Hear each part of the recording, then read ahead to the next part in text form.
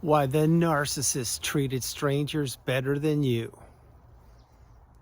Think about that for a minute. Everyone, if you like the content, please like, subscribe, and share. So strangers, they were all around you when you were in the relationship. This is something that the narcissist admires. They like strangers. They use strangers as pawns, as puppets, as ways to triangulate you, as way to make you uncomfortable and uncertain. And one of the main reasons why they treated, i.e. the narcissist treated strangers completely different than you and better than you, is because they could. Now that's a tough pill to swallow, but it's real. You have to remember, the narcissist is loyal to nobody. They care about nobody. They only care about what people provide for them, which includes attention or time or energy or asking questions or watching them squirm when they are treating a complete stranger better than they were treating you. Think about how many times you were with the narcissist and the narcissist intentionally, deliberately, and on purpose did not introduce you to a person that they were talking to. Now you would be standing there with your hands folded, wondering why this person, i.e. the narcissist, maybe it was your spouse, maybe it was your sibling, your parent, maybe a friend, I can't tell you, but why they're not introducing you. And the longer they didn't introduce you and they were talking to a complete stranger as if they had been lifelong best friends, the more that you became curious and wondering, like, why? What's going on here? I don't get it. That's that awkward silence that the narcissist relishes in. This is the awkward silence that the narcissist loves. This is how when you were standing there waiting to be introduced to a complete stranger, even though you probably never ever saw that person again in your life, you would be wondering, why aren't they introducing me? I don't get it. So what did you probably do? You probably put your hand out and said, oh, I'm so-and-so. Or maybe you didn't stick your hand out and you just said, hey, I'm so-and-so's husband or wife, or I am their ABC, whatever it is. And then that person would be looking at you like, what? Huh? Like, yeah, I didn't know they were married. What are you talking about? And then what would the narcissist do? They would look at you side-eyed saying, why did you do that? I was talking to this person. Who are you? You see, they're getting the best of everything during this encounter. They are grooming a new source of supply. And it doesn't mean that the new source of supply here is going to be your replacement, although they could have been. They're vetting a stranger, or at least somebody who you think is a stranger. They are not introducing you, and you're squirming because you thought that the narcissist cared about you, they loved you, and they were loyal to you, but you didn't know this back then because you weren't taught it in school. And now what happens? Well, let's say that stranger leaves, and they're like, hey, nice to meet you, I think.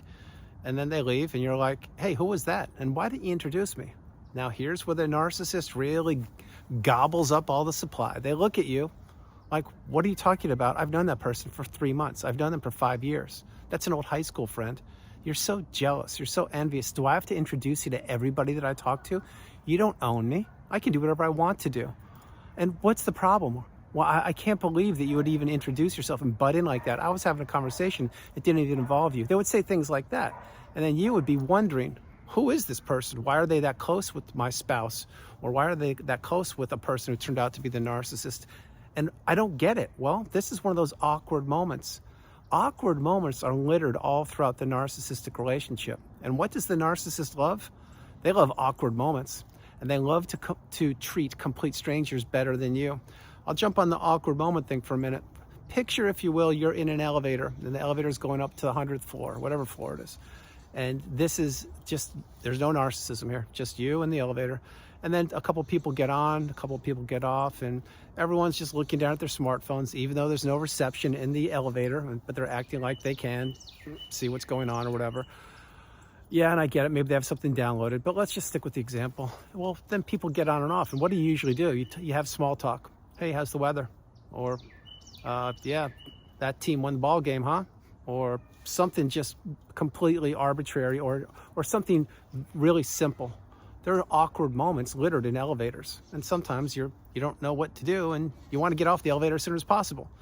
But the narcissist thrives in awkward moments. They like watching people squirm. They like watching people try to break the silence. They force people into breaking the awkward silence because the narcissist punishes anybody who gets too close to them. And the awkward silence is created by the narcissist. And no, I'm not saying everybody on an elevator is a narcissist. I'm not saying that at all. I'm saying that's an example of awkward silence. So why the narcissist and how the narcissist treated strangers better than you? Think about it. When they are devaluing you, or when they were devaluing you, they are twisting the knife in you. They're making you want to question yourself, and they're making you wonder why they're doing it. Simultaneously, they're talking to complete strangers, or strangers who you never met.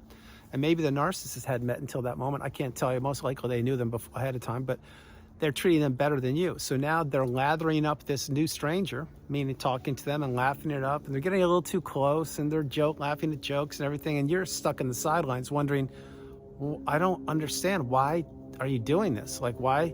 Well, because they're putting you down. They're devaluing you. They're punishing you for being you. They're making you come crawling to them and asking them why they did what they did. Why didn't they introduce you? Why didn't you formally let that person know who I was? It's almost as if the narcissist was keeping you hidden. And truth be told, I can assure you a few things. You're not going to really, you want to make sure you're sitting down for this part of the video. Yeah, the narcissist probably was hiding you. To whom? To anybody and everybody who they were checking out on social media platforms or dating apps or anything in between, or when they went away on trips to seminars, wink, wink, or they went away to a vacation without you, or they had a girls' weekend or a guys' weekend, whatever they did. This is when they want to appear single. Of course, this is when they usually want to throw their spouse or their romantic interest or whoever it is under the bus, because that person's not there to defend themselves. But again, you weren't taught this in school. You didn't know that people could behave this way. You didn't know that the person perhaps you even fell in love with had disdain for you. They were envious of you. They were jealous of you, and they didn't want you to be you.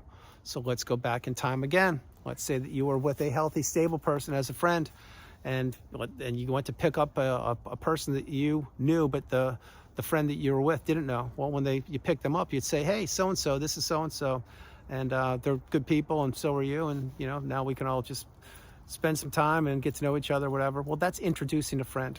The narcissist doesn't want to do that. They want to be introduced. They want you, or wanted you, to introduce them to your circle of friends, to your family, to your hobbies, your jobs, to everybody, so they can learn about you. The narcissist was doing their homework. They were studying you. They were doing their reconnaissance, learning all about you, what made you tick, where you went to school, your hopes, dreams, aspirations, who you knew, who you didn't know, and they weaponized that against you. Now, I haven't said that line in quite a while in videos. I'm bringing it back because the narcissist treated complete strangers better than you. Now, what is a stranger to the narcissist? It is a short-term person who will be supply for them. A stranger could be a steward or stewardess on an airline, that maybe they're batting their eyelashes or giving them the wink or whatever it is to get an extra shot in their drink. It could be somebody at a restaurant saying, hey, today's my birthday, and maybe they get a free dessert, even though their birthday was 5 months ago. It could be somebody on at work when they're claiming that they're sick, even though when the narcissist it claims that they're sick, even though they're not, and they want to not go into work tomorrow or the next 2 days because they have the new supply lined up at a cabin in the middle of the woods, and they're going to claim like they're sick, so someone else gets stuck doing what they need to do for them. Everybody, and I mean everybody, is interchangeable and replaceable to the narcissist. The narcissist doesn't care about one person on this planet other than themselves. You now are learning that, or you're understanding it. This is why the narcissist treats complete strangers, or treated complete strangers, better than you, because any one of those strangers could turn out to be your replacement. Any one of those strangers could turn out to be the new source of supply or a new source of supply. I shared this with you early in their video. I'll say it again. Supply can be for a minute. It can be for an hour. It can be for a day, a week, a month, a year, a decade. A supply can be a barista at a coffee shop in a town where the narcissist was cheating on you with a different person. And maybe that barista, the narcissist saw once a month for the last 6 months because they went to that town 2 hours away from where you lived, but they got to know that barista and they didn't wear the wedding ring and they acted like they were single. But that their supply. See, they're using that barista. They're making it seem like they're single, and they're asking the barista, hey, what's going on around here? And the barista's an open book because they don't know they're being played. They don't know that they're part of the game. They don't know that they're being used as supply. Again, I'm going to share this with you. I've shared it over the years in videos. What is supply? To me, supply is like Clorox or wipes or paper towels or toilet paper or something. You ran out of something. You need to get it. You need to get more supply. To the narcissist, supply is anything. It's a pet. It's a trip. It is Amazon. It is being relevant. It is social media, it is dating apps, it is people, it is dogs or pets, if I didn't say that. Supply is anything that makes them feel important and powerful and needed.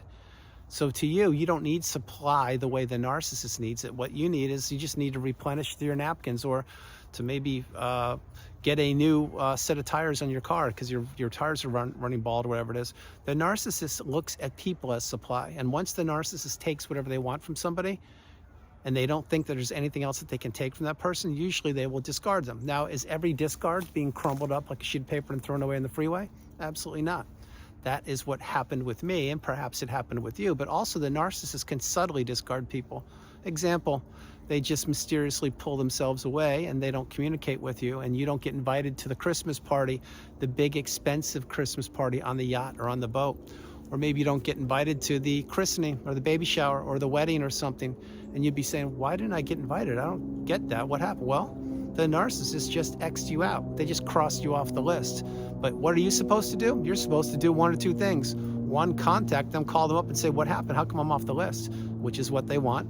Or two, you do nothing because you think that maybe they just overlooked it, or it was an oversight, or they only had so many seats at the wedding, so they had to leave you off the list. Well, you were left off the list intentionally, because they had taken whatever they wanted from you.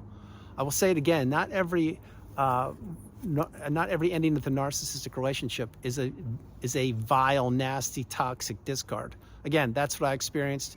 I'm certain many of you have, but they don't always end that way, and I'll do a couple videos on that in the future. But having said this, why the narcissist treats complete strangers better than you? It's because they can. It's because they're twisting the knife in you and they're grooming this new stranger. It's because they're making the stranger appear more important than you. It's to have you question yourself, to wonder where you are in that relationship, where do you stand?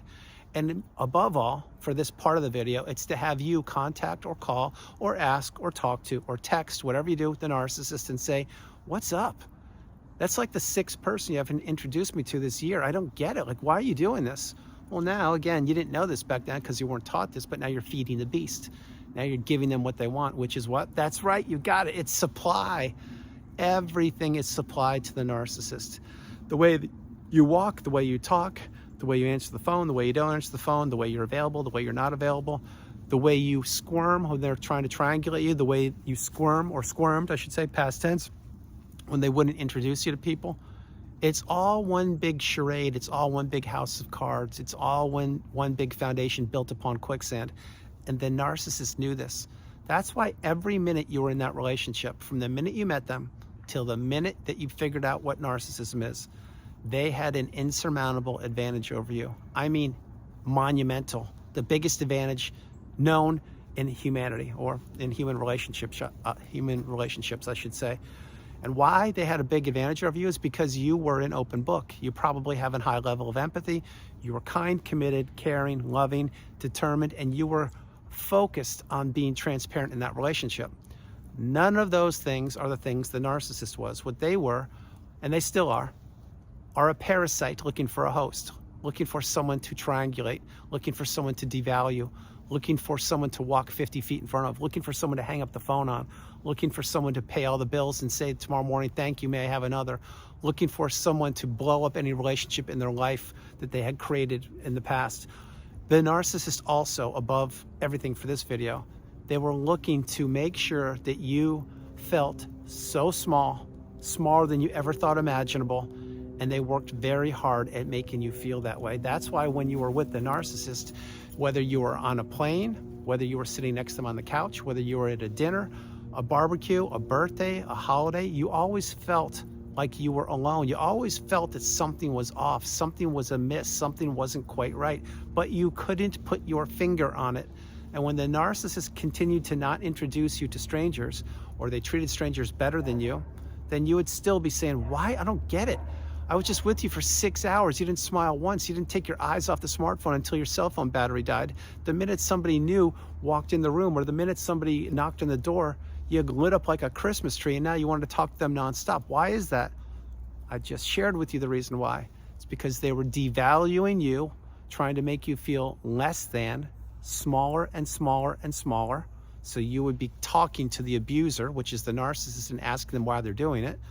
And they would be treating other people much better than you probably were ever treated Perhaps in the love bomb / euphoric stage, you were treated really nice for a little bit of time till they got their dirty fangs sunken into you, and then, of course, that all goes away. Everything, and I mean everything, ends like that in the narcissistic relationship. It all goes away. As soon as the narcissist thinks that they've taken everything they possibly can from somebody, or as soon as they find somebody they deem better or higher value, or that has more that they can take, or as soon as somebody falls into the narcissistic trap, the trauma bond, the narcissistic fog, or the devaluation stage, and all three are unique to themselves yet interchangeable, and they all equal toxicity. Once the narcissist gets a new person to fall into that web of manipulation, they begin to put more time and energy into that person to take as much as they can, and they already knew that you were going nowhere, so what do? They'll treat complete strangers better than you all day long, because they knew back then that they had you locked down. They knew you were going nowhere. They knew that you were committed. They knew, quote unquote, that you were a nice guy. Yes, I heard that dozens of times. I didn't know what it meant back then, but now I do. It's not just that I'm a nice guy. It's the narcissist was telling me deliberately to my face, I'm abusing you. You have no idea what's going on. You'll never figure it out. And when I end this thing, you probably won't exist. Well, guess what?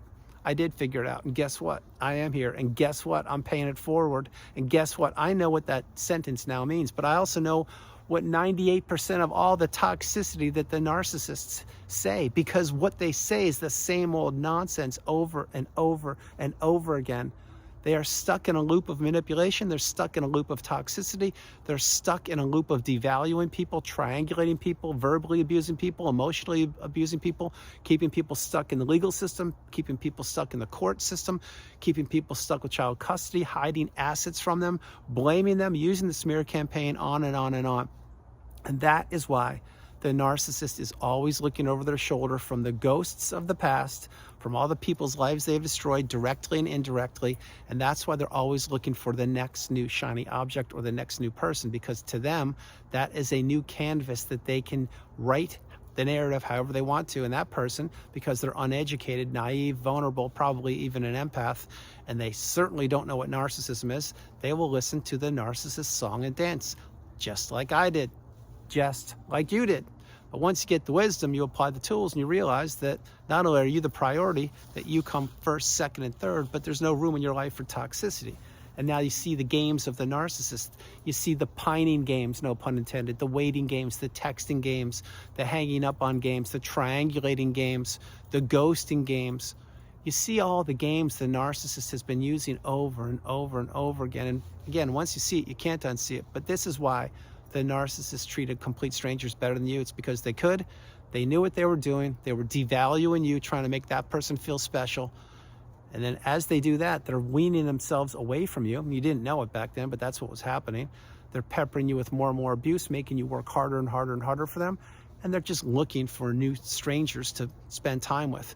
This is why, and I will close the video in a second, this is why the narcissist has all these little groups of people, all these little bubbles of people that you never even knew about. Most of them are strangers, and most of them are just as toxic as the narcissist, or they're drinking the Kool-Aid that the narcissist was pouring, because that's what the narcissist does.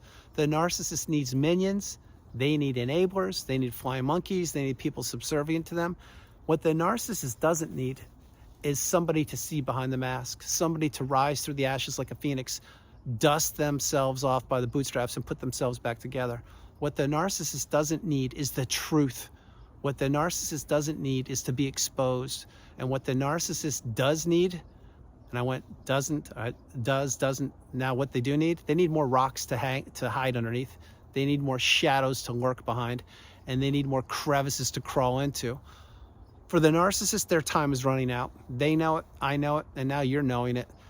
We, the collective, are becoming more and more educated, awakened and aware and empowered. And we are getting stronger by the minute. And you could say, yeah, the narcissist is getting stronger too. Well, the narcissist isn't getting stronger. They're just bullying their way through life like they always have. But what they don't have is what we have, the experience of being in the narcissistic abusive cycle, having made it out in one piece, having healed, and now having the spider senses, if you will, or the sixth sense all around us. See, now we can see toxicity from a mile away.